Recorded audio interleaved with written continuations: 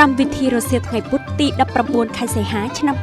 2026ត្រូវនឹងថ្ងៃ6កើតខែស្រាបឆ្នាំមមីអត្តស័កពុទ្ធសករាជ2570រួមមានម៉ោង 13:31 នាទីបទយោការកសាងយុទ្ធវិធីក្នុងចិត្តប្រជាជនពីចលនាបំផុត3យ៉ាងម៉ោង 13:50 នាទីភាពយន្តប្រទេសក្រៅរឿងដោះរបាំងមុខម៉ោង 14:35 នាទីបទយោការកសិករតំបន់ភ្នំឡាងសើងរកទិសដៅអភិវឌ្ឍកសិកម្មម៉ោង 15 នាទីសិល្បៈភូមិស្រុកមណ្ឌលរំសប្បាយថ្ងៃបុណ្យម៉ោង 15:30 នាទីភាពយន្តឯកសារវិទ្យាសាស្ត្រម៉ោង 16 ភាពយន្តប្រទេសក្រៅរឿងអង្គរៈនារីម៉ោង 16:45 នាទីកម្លាំងររៀននៃសេចក្តីសម្រេចចិត្តម៉ោង 17 កម្មវិធីព័ត៌មាន